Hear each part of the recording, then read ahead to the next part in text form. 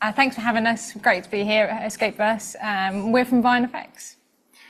My name's Simon Carr, as we've heard, and I'm Creative Director. And I'm Jessica Lennox, and I'm CG Lead. So we're just going to talk a little bit about VineFX quickly. Just real brief rundown. We're based in Cambridge, that's our main office, but we also have an office now in Manchester. We're a mixture of hybrid and fully remote artists. That includes artists from Scotland all the way down to London and even Brighton. We do make an effort to go into the office, which is really nice. And we have a scalable and flexible team because our projects change all the time and we have different areas that we need to kind of gear up in. We are constantly changing, constantly bringing in new talent. And all stages of VFX are in-house, so DMP, Roto, we've got all the artists there, and we're artist-led, which is lovely. Indeed, we also have quite a lot of people around Europe and the world. So we do have remote artists outside the UK, but predominantly in the UK, especially because some of the tax rules have changed recently, so that's encouraged more UK artists. So I think we probably go to a reel. Yeah, I'm just going to show you the VineFX show reel.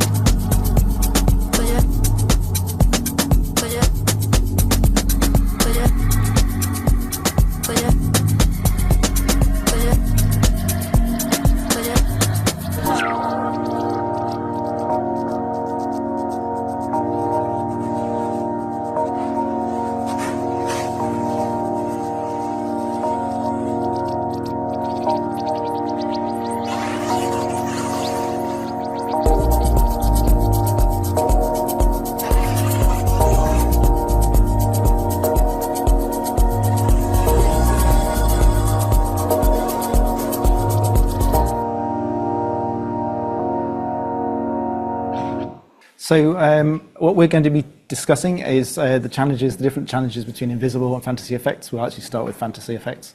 A lot of the challenges are very similar, but obviously there are differences. And then the advantage that we have as a small team is we get to work on all types of work. So it gives us the access to different approaches.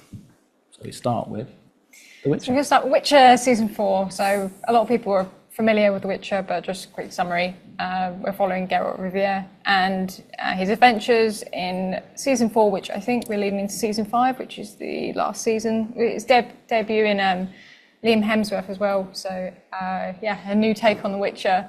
But we were doing a lot of fantasy work on this, some stuff that we've done before, some stuff that was new to us, and we're just going to kind of dive into the different areas that we worked on. So we're going to show you the reel quickly, just to give you a quick introduction. An overview of what we did, and then hopefully some detail.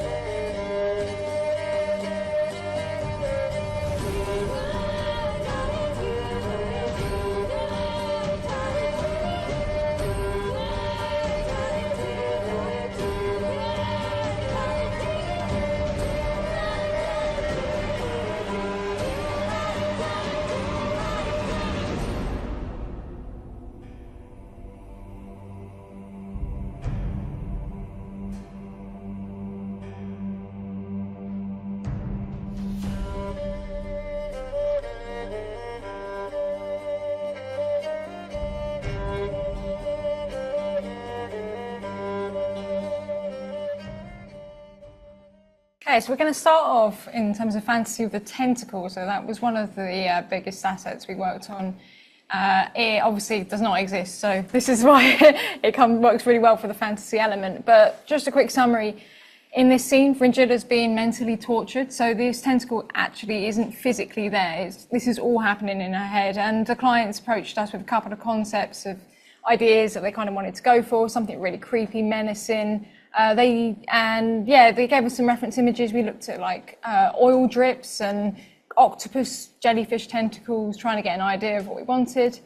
So we came and had sat down in our team, and we did a little bit of investigating of what we wanted this creature to look like, even though we weren't 100% convinced on what it is that it was going to be, like what the tentacles would attach to, because we never see it. It's just the tentacles. And the images in the centre are examples of some Midjourney concepts that we were sending over to the client. The two that I've marked with the little kind of pink cross are the two that they liked. Now, kind of feedback we got from them was that they didn't want to have any octopus suckers or anything that linked it to an animal. They wanted it to be almost root-like, and we were experimenting with like different textures, and they didn't want to see it smooth because they quite liked how like the wrinkled skin reflected in the light. And especially in this shot, as we've got such harsh lighting, we were really playing with the silhouette to get like the dramatic feel of the torture she's going through. I would say we did a lot of development in muscle systems in Houdini to try and get this to look really good, because it is being shot super close up, so there's nowhere we can hide anything. So we had to make sure all the details were in there, and it really sold to the viewer.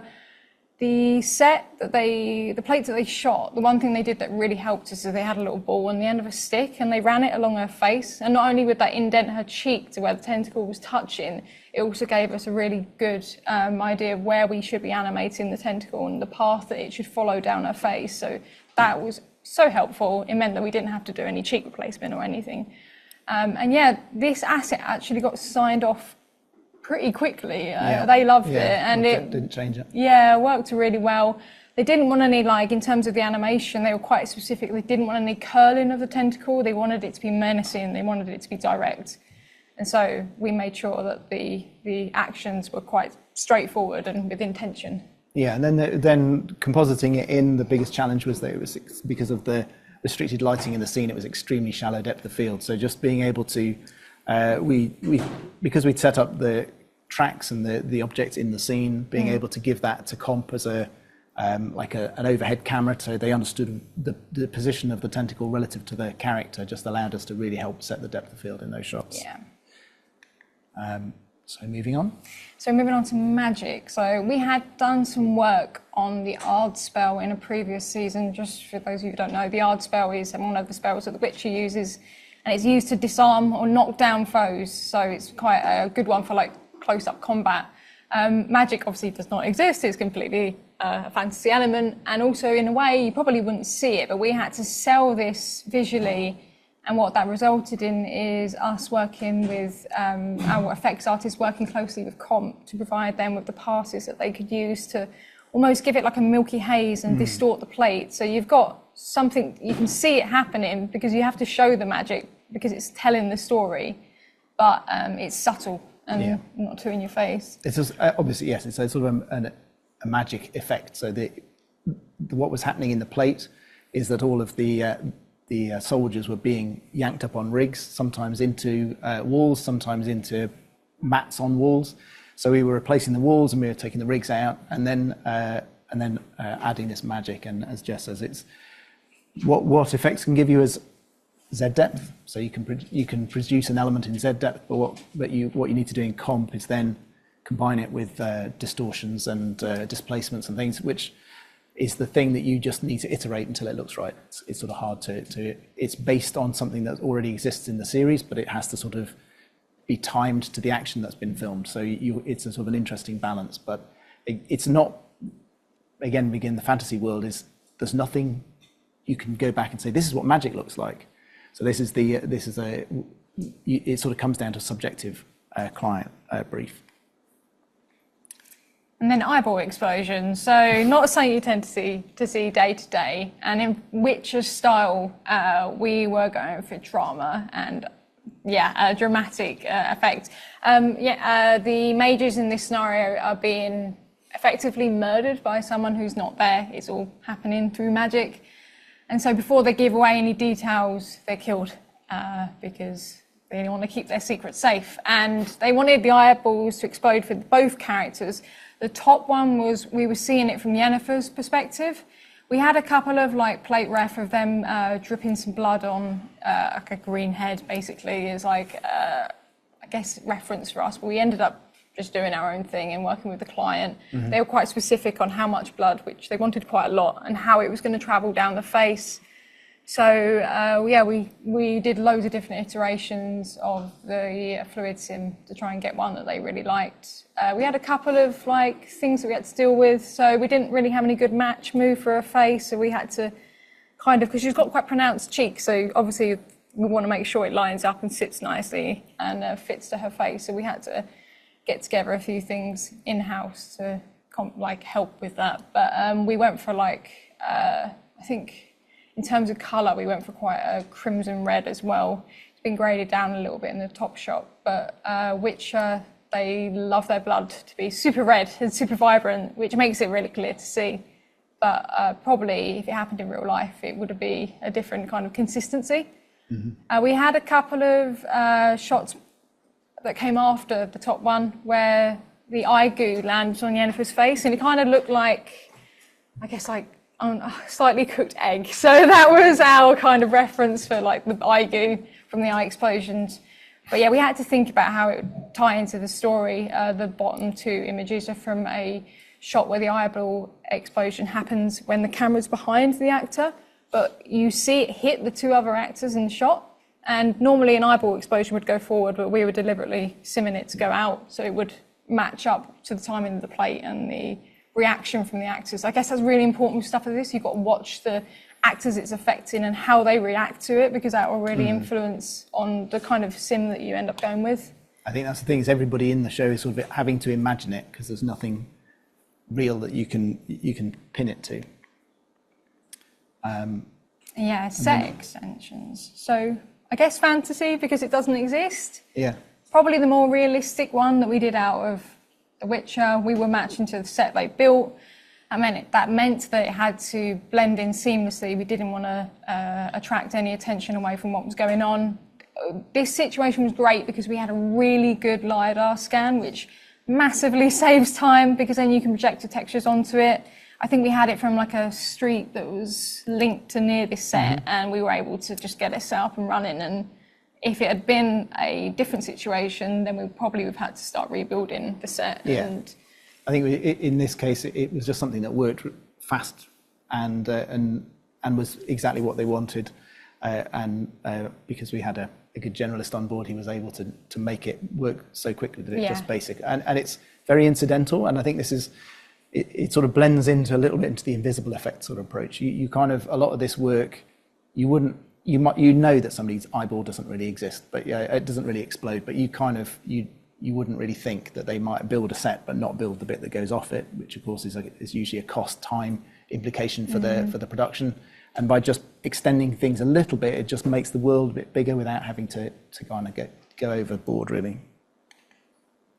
And then I think this is the last slide for Witcher, but we did a lot of blood and sword work. We did this for previous seasons. They're always fighting with each other, so there's loads of work that comes in for this. But the challenges we had were, once again, the blood was very dramatic, and and I guess the fantasy element of this is a lot of the action's very quick and theatrical. I mean, the fact that she can stab someone through the chest and then stab someone simultaneously in the neck with a knife without even looking is just, she must be the top assassin. But she's magic. Yeah, we're kind of selling that kind of the theatrics. And exactly.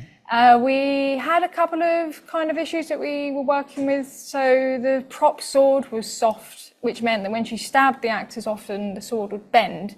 And the shot on the left was a good example of that, because we found that the movement of her wrist was just not quite, it was not really a jab, it was more of a jab and a bend. So Simon had discussions with the client about literally remaking the arm. I think the thing was that we essentially, because the sword bent just above the hilt, and then it was a short sword, so when she she's stabbed, it's kind of hard to keep it because she's not actually driven it through him. So obviously for the actor, it's a hard thing to keep a hand position.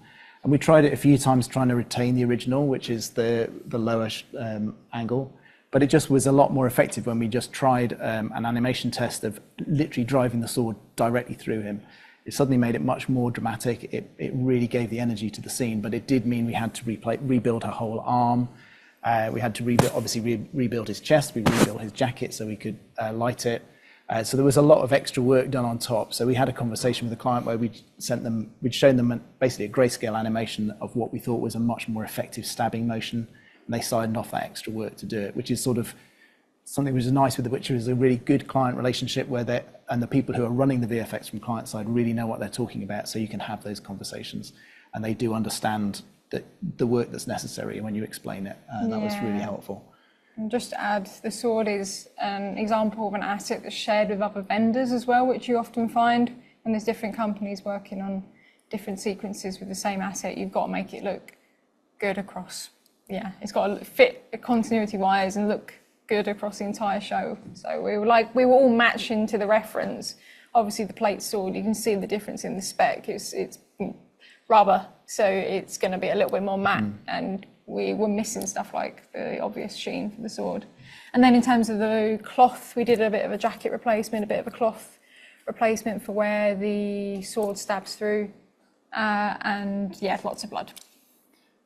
So I think that's our fantasy world. Yeah. And essentially, obviously with fantasy, you're matching to nothing, except for maybe concept art and what everybody has to sort of imagine what they're doing. And so that, in terms of the challenges to those, that's more about trying to get concept early, get sign off early, and then maintain the consistency of the world.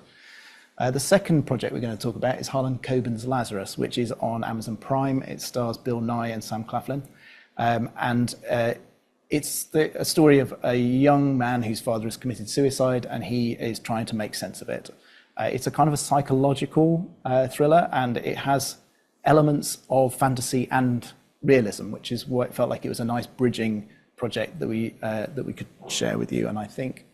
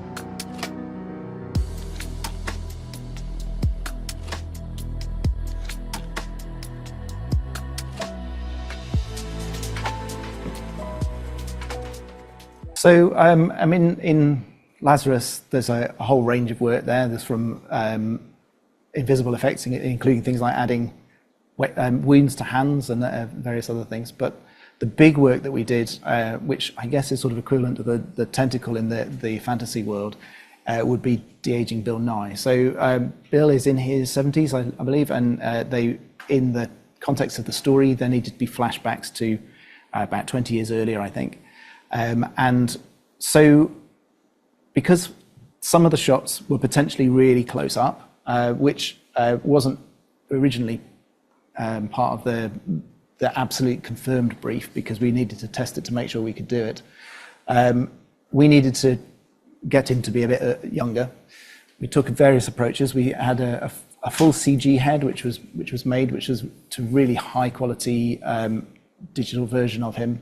And then we used an AI machine learning tool, which was used to sort of de-age the actual footage.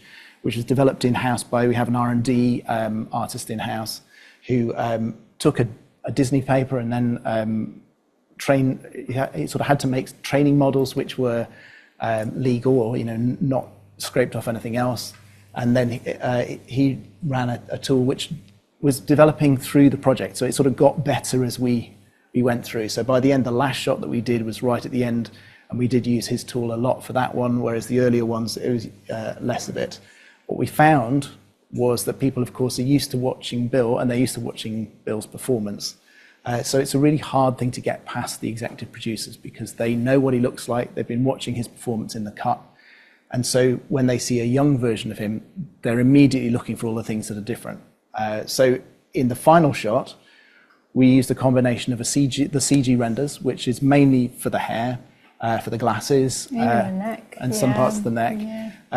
And then the de-aged pass, which because of the limitations in how much you can render, was generally just a small section of the image. And then a lot of really amazing compositing. So basically, our compositor de-aged around his eyes and his mouth and then kept those from the original performance, because that was the real key. You had to kind of keep the actor's performance. It was like a real challenge, because in that case you're doing a sort of a version of Bill, but everybody knows what he looks like. So you're kind of in the sort of it's with a tentacle. Once you've kind of go, this is what a tentacle looks like, and everybody signed off on it. You're kind of there. With Bill, it's very difficult to know when you've quite nailed it. Yeah, and we had paparazzi photos of pictures, but obviously, like, he's at events and stuff, he's probably all glammed up. But we're trying to find like something that's believable for his age as that character. And we also had to keep things like he's got a slight I guess asymmetrical lip and things like that. We had to keep. Well, we wanted to keep because it's what makes him. It's like the facial feature of his that you'll recognise is subtle, but it's very much linked to how he looks today. Yeah, and I think that's the sort of the challenge of invisible effects or real world effects, is that your audience knows what they're looking for and they know what they're looking at, so immediately they're going to sort of pick up on those things that aren't quite right.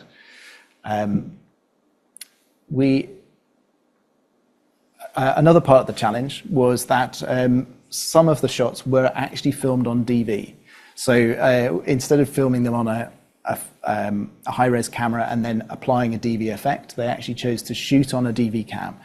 That meant obviously camera tracking was quite challenging. Matching the look of it was interesting, but it did mean that we did sort of pull it off quite well, I think. And the final set of on the far right there, that was the first shot where I just thought, right, we're actually going to get the close-up faces done, because although it's a very short shot in the show, but it was the first time that I saw a young version of Bill where he just went, actually, do you know what? I just believe that's a young version of Bill. And then we were able to take what we'd learned from that and apply it to the full frame close-ups of him in the higher res image, and that sort of really nailed it for us. I guess what's tricky as well is because of the camera we used, we had a lot of plates that were quite blown out. You can see in the left one, it's not the exact shot, but there was one where Bill's face was completely lit up. And it's because of the range of the camera. Made it really hard to neutralise the plate. I know you probably saw on the previous still, it looked quite purple. That was their shot grade. The images at the top right had the shot grade removed. That was because they were a flashback. But with the ones we have in the DV sequence, we were having to light to the plate. So very extreme light values to try and get the blown out lights on his face. And then Comp were working their magic to bed that back in.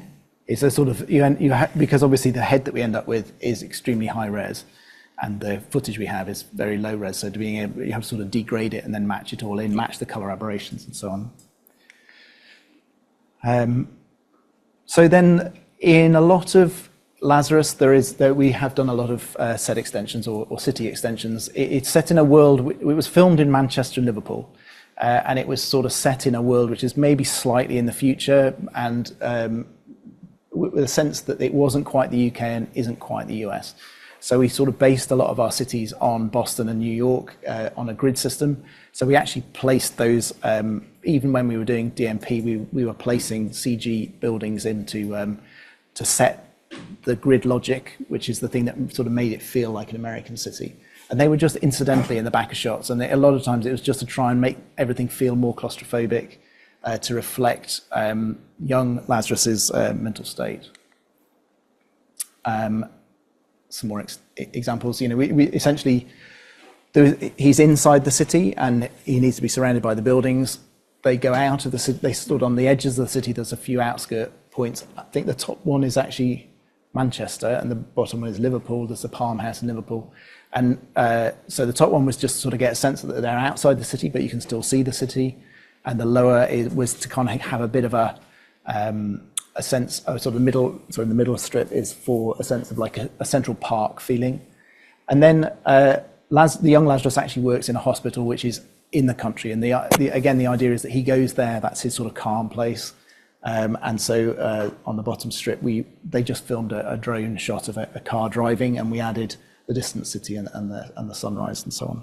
And again, it's sort of an incidental storytelling element, but which has to you have to believe, but it's also, you kind of almost want people not to notice it. And not recognise it as well. I think that's what makes it enhanced reality. If it was invisible VFX strictly, it would be a place you could look at and be like, oh, it's London, but this is somewhere that maybe is taking inspiration from different cities, but you don't want the viewer to recognise it. So, yeah, exactly. Yes, it's a combination of buildings, which is sort of some New York, some London, and then also some Manchester. And then we had this delightful in miscellaneous, because we did so much work in this show. We had, I mean, the lower two strips are more in environment enhancement, you know, adding hills in. We had to extend a hospital, which is where Lazarus works, but everything down to adding the fence. And then because the hotel that it was shot at was covered in scaffolding, we had to remove all the scaffolding, extend the building out, add the trees back in the top, which was pretty tough. So we made them in CG because it was easier. And then on the top strip, there was another example of de-aging, which in this case was Amanda Root. She's in a couple of sequences where she needs to be, I think, 10 or 15 years younger. Partly this was done with makeup and with hair. Her older character, she had a sort of a streak of grey in her hair. But what we found was that we could, again, this was all done in comp. It was using Copycat, which ended up being a very quick process once we got it nailed. But the main thing was just to sort of trim, sort of tighten up her jawline. We found that if we took too much out of her face, we lost her performance. And Amanda, a lot of her performance is in her forehead and in her eyebrows. She's a very expressive actor. And as soon as you smooth that out, you kind of lose the performance, you lose the emotion. So it's an interesting balance. And if you're doing that in comp, the benefit is you can sort of dial it in and out a little bit.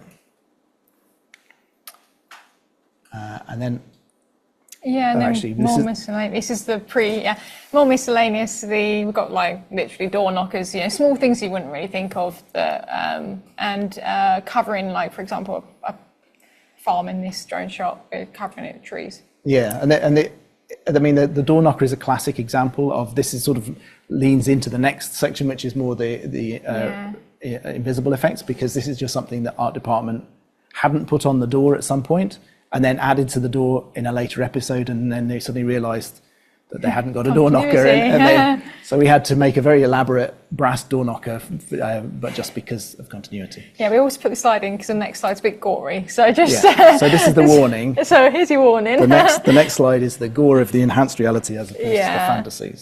So yeah, we've got a head smash. So I don't know, it's a murder, isn't it? It's a murder, yes. Spoiler. Sorry.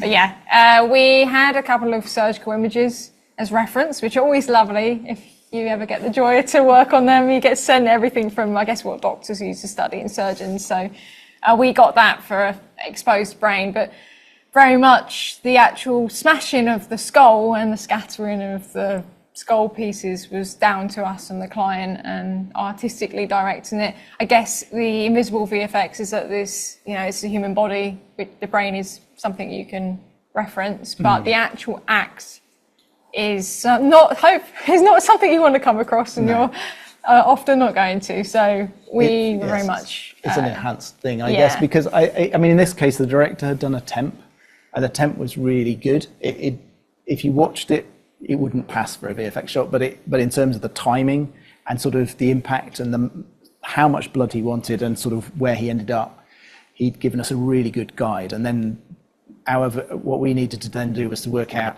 how to add the realism to it, whilst maintaining the sort of real sort of sense of the impact that had happened in the shot. And she hits him with again, this is a spoiler, she hits him with a statue that is picked up off the side. And one of the things about that is they'd filmed various passes. They'd filmed a green head, and they'd filmed the actress hitting something, and they'd filmed her not hitting something, and they filmed her. And so we then again sort of blending the different elements that were shot, but mainly driven by the CG, which was that was quite a lot of fun. Yeah. But kind of gruesome. Yeah, good variety. So then we come to invisible effects, which is where you sort of, obviously in this show, there was nothing really that you'd want to stand out. Everything was about setting into the real world.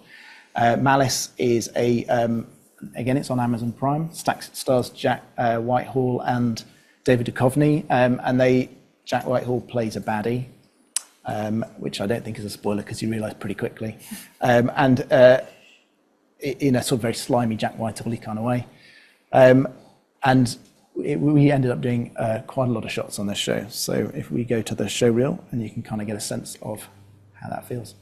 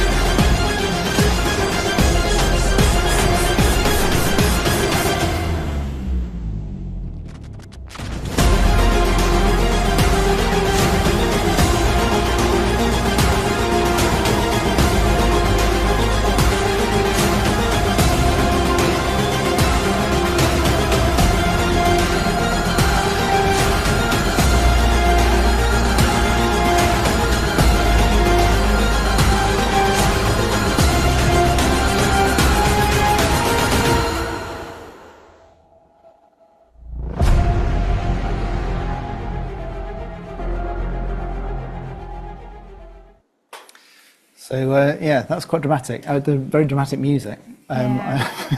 I don't think I watched it with the music on. Yeah. So we're going to start with our snake.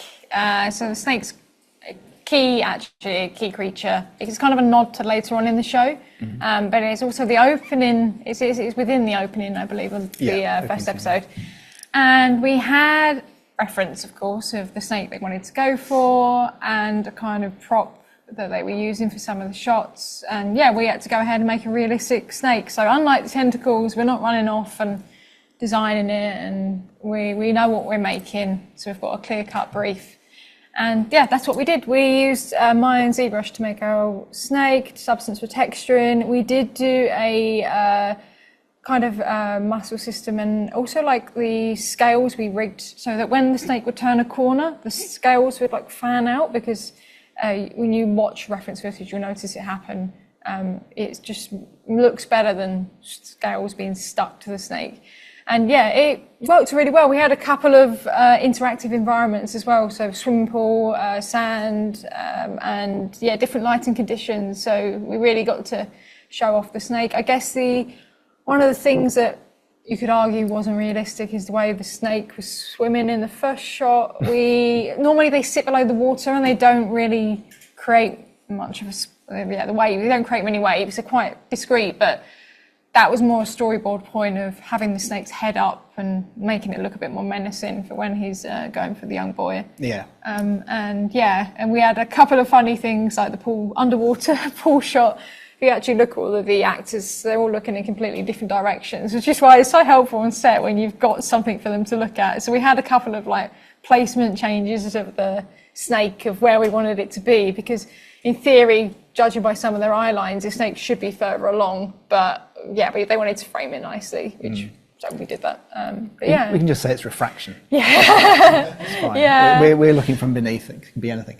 I think that, again, in terms of just the difference between the tentacle and the snake is it's a real snake that really is really in Greece, and the story is set in Greece at this point, and so it is very much that thing. And you need to just believe that it's a snake that's sort of coming into their compound and not really think about it to a certain extent.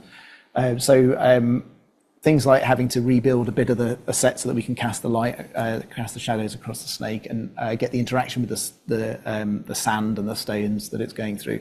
There's little details that, of course, just make a difference, and they're also all the things that you kind of expect. If they're not there, you realise they're not there without necessarily knowing why. So it's that sort of thing there's a bit more of a process of trying to work through things and work out what you need to add in order to get that level of reality. So the rest of the show was much more what you would call invisible effects and sort of fairly, it's mainly a case of sort of helping out art department or cleaning things up or just sort of extending and adding. So a very classic part of this is driving shots. We do a lot of driving shots at Vine across different shows, and I'm sure everybody does. People are starting to shoot on volumes now a lot more. Volumes have their own issue generally, that people haven't planned well enough and they just shoot whatever they've got.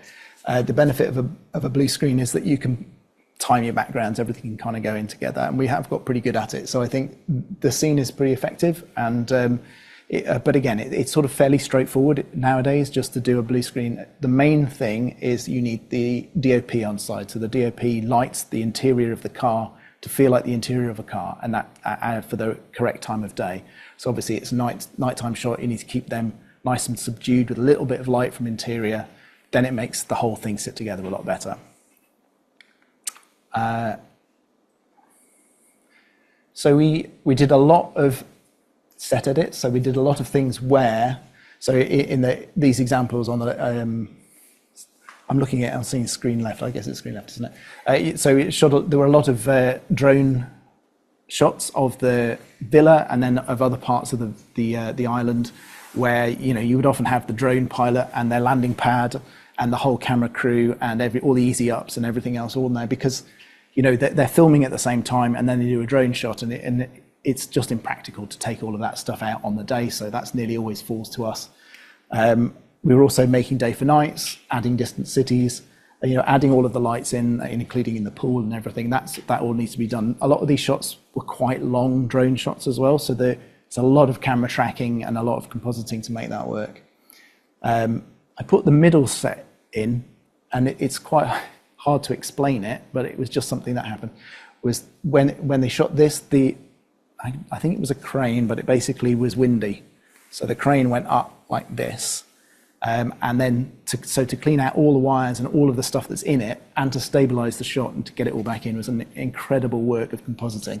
And it's often overlooked, is because you watch it in the show, it's a crane up shot of a sunrise over a villa. It looks great, but the amount of work that it took to get it to actually be usable was quite significant. And then we have other things like adding cracks to glass when he's bashing the window with this rock. Obviously, you can't really do that in an Airbnb that you're shooting in unless you're prepared to pay a lot of money. So, you put a sheet of perspex on the outside, the actor hits the perspex, and then we add the cracks. And and right down to Jack Whitehall by the washing machine. So the story changes as you're doing things in the edit. Story changes. So the time left of the washing cycle need to change, and also it needed to feel like it had more water in it. So those things come back to us, and they're sort of little incidental things, but it means that kind of work is now open to filmmakers that wasn't really open to them previously. So it allows them to adjust their edits. And again, some more examples, sort of green screen, so you can either do pickups, like, picking up Jack at a later date and putting him into a location that they weren't able to shoot him in. That usually comes out of edit if they just feel like they need a bit of extra coverage. They go and pick up the actor, and then as long as you've shot a background plate that you can put him against, then that's sort of easy enough to do. For the scene, the green screen scene at the top. He's at an airport immigration, so he's they just built a little bit of a set, and we just sort of added something that was appropriate for US immigration there. And that would be the same with like airplanes, or like just adding extra detail into sort of a Greek landscape as that they're looking out. They're just a bit prettier, really. Yeah, and it's not super clear. Well, it probably is if you're looking online, but the middle two images, often when you're shooting on set, of course, the weather doesn't always behave. We were doing cleanups to make Greece look sunny again, because they happened to land on an overcast day. And when you're doing a shoot like that, you can't always afford to just reschedule and hope for the weather to get better. So, we're doing a lot of work to try and make things feel a bit more bright and sunny. There's often a way, yes. And I have to say there was an awful lot of reflections in sunglasses as well, which we haven't bothered you with, but it's an awful lot of shots of reflections in sunglasses. The bottom sort of office environment, that was there's several scenes that take place in there, and it's meant to be central London. So it's quite incidental, but it's also important that you understand roughly where you are in the world. So we had a large-scale DMP that we built for outside the windows, so that then as he came in, and because it was in 2 or 3 scenes, then that needed to be a different lighting conditions, different weather, depending on the scenes that precede it or follow it. So again, it's work that needs doing, and because of the nature of the interior shooting, the lighting changes quite a lot within a scene in terms of the exposures on the foreground. So you're often finding you're comping with your exposure right down in order to be able to balance the foreground and background up and see what the detail is in the background. But then when you put the shot look on it, everything goes blown out. But obviously, when you're grading it, you want to make sure you have all of that detail there when you come to it. And the other major work that we did on Malice was graphics, and it was there were a couple of sequences. So there was a Facebook sequence where one of the characters is trying to find out about Jack Whitehall's character, and he's doing his Googling. But of course, you're not really meant to use Google, and all of the graphics for those things is, again, something often overlooked, is how many pages and how much detail it takes to make a Google search. Every image has to be passed. Every word on that page has to be approved, and you can't use a website that really exists. So all of those things have to go through legal. Yeah, and that's even the URLs all have to be approved. Yeah. But I guess you're making it recognizable, is that you could glance at that or squint, and you can kind of probably guess from using your own social media and the internet, you can kind of guess what those sites are. Like there's a news site, it's a Google site, we had social media, Facebook. It wasn't obviously a copy of Facebook, but it kind of had that layout. It's familiar enough that you know what he's doing. Yeah.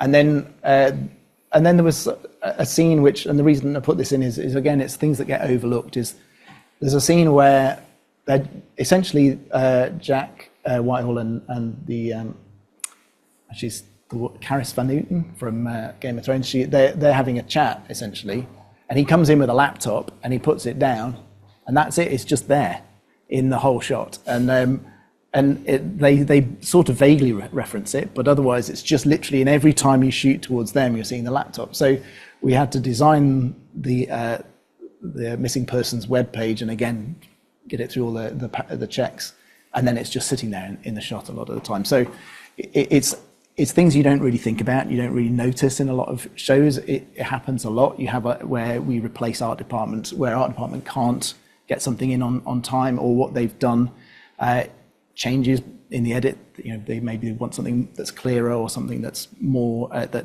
works with the story a bit better in the end. And then last one, gore. You always end up on a lot less dramatic. I mean, the muzzle flash maybe, but yeah, a lot less blood. It just fits in. It looks like what you'd expect if someone got shot in the head. Someone made a really interesting comment when we were talking about this the other day. If you shoot in a national park, you can't actually put blood and stuff down on the floor. You have to be really respectful. So there's a lot of laws protecting them. So that's where we come in. And we add all the blood. Exactly.